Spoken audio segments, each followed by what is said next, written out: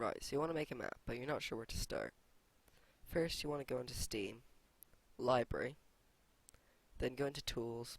In this grayed out section, there will be a Counter-Strike Global Offensive SDK. Now this is how you create levels. Now I've already got it, so it's in white, and I've also favorited it, so it's at the top. So you'll have to hunt down through the C section to find it. Now open it.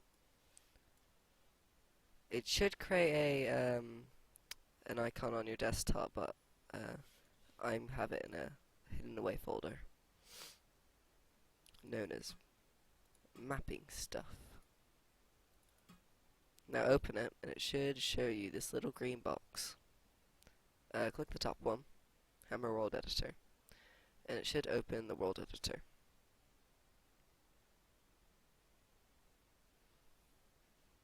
Now I'm going to create a new level.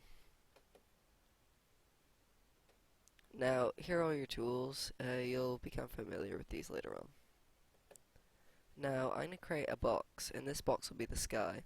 Now before you start making your map, you gotta know that whatever you create needs to be inside this box. None of this blackness should be able to get into your map, as that will break it. Now I don't know why, it's just how the source engine works. So create the block tool, click the block tool even, go into browse, and type in Skybox in the filter. Scroll down and click on Skybox 3D. Now in the XY axis you want to drag, and this will create your box.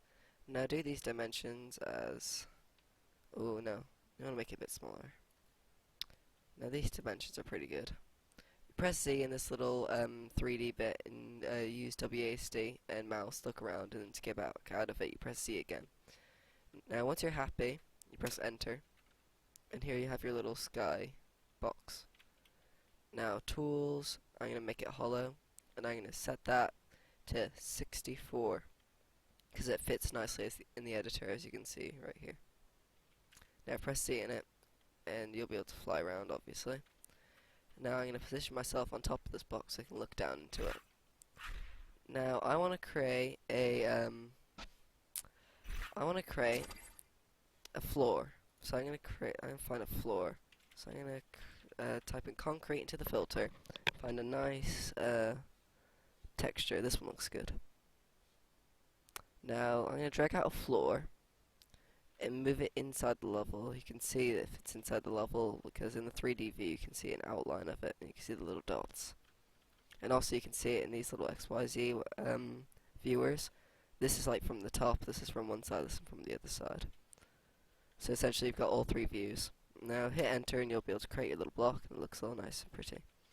Now you can position it however you like. You can pull it up, down, you can pull it outside the box if you want, but I'm just going to leave it in because obviously we need a floor.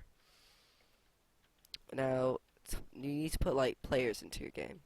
So this little entity button, click, that will put a little character. Now you can move him around just by clicking the little selection tool, then clicking on him, and you can move him around in the editor. And I'm going to make a row of terrorists by holding shift and dragging, and that'll create a duplicate. Now I'm going to make some CTs, so I'm going to drag the terrorist across, double click on him, and this will bring up what this object is, or this entity. Now to turn this into a counter terrorist spawn point, it needs to info underscore player underscore counter terrorist instead. So I'm going to type that in and click that, hit apply. Now it's a CT, so I'm just going to apply again and then click X and it'll be CT.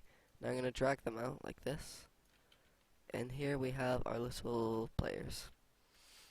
Now this is where all your bots and people will spawn. You don't need to don't need to specify which is where the bots are going to spawn and where the humans are going to spawn. It does it for you. So we have our little people. Now let's create some biozones.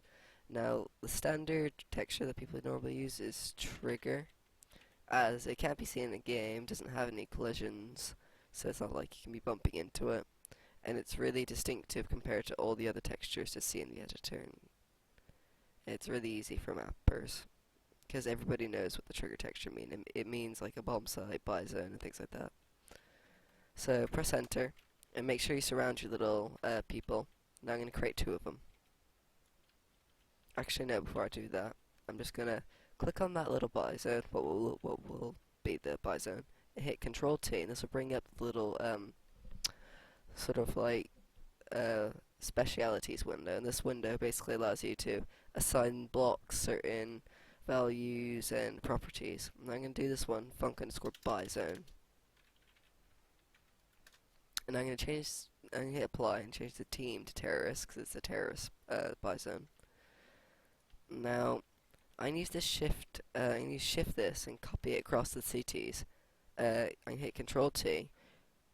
Alright, so hit no, and that'll create a new one. So I'm going to do this func_, I can't spell, buy zone. And this time I'm going to make it for the CTs. So I'm just going to apply, team, and I'm going to change that to counter-terrorist. You can have it as all teams, and you could just shift it without having to edit this, but I think it's better like this because that's how proper maps are made. I'm not sure if there's any maps that actually allow you to go over to the terrorist spawn and buy a weapon. So now you have your little spawn, you got a floor, you have these little sky walls, you've got buy zones, now you need a sun so your map level actually has light. Now, anything that's not a block is going to be in the entities. So you can create an entity. Now, I'm going to position him, just so it doesn't drive me insane.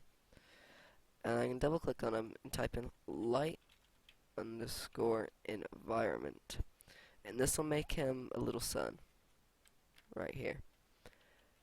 Now, this gets kind of complicated, but put this guy in the sky just so you have a little bit of room. But right here you have a pitch yaw roll option as the top line, and it says Y, Z, X. Hit point at. Now you get this little crosshair in your 3D view. You can still move around, things like that. It's just when you get out of it, this little crosshair appears. Now, wherever you click with this crosshair is where this little sun's going to point, where like the sun's going to be in the sky, where all the light's going to come from. So if I want the sun to point this way, I need to click here, and that little entity will point that way.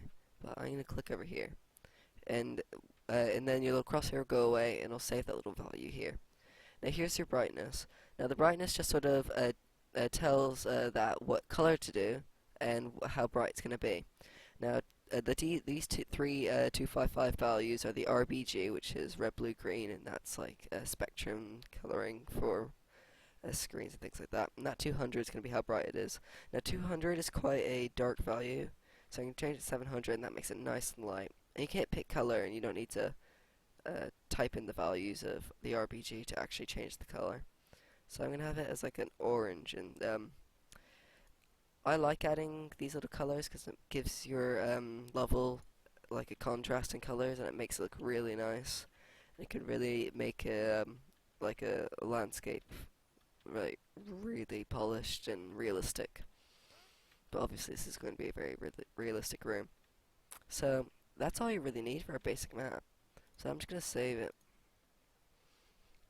and I'm going to call it testing map, because I think I'd like, I'm going to add to this map in the future, in like other tutorials. Now, hit F9 on your keyboard, and this will bring up this little window, and basically, what this window does is it changes your map into a playable map for Counter-Strike to recognize, because currently, its file format is only accepted in the editor. So, you can keep all these values and hit OK. And when this is finished, this will boot up Counter-Strike automatically, and it'll also load your map.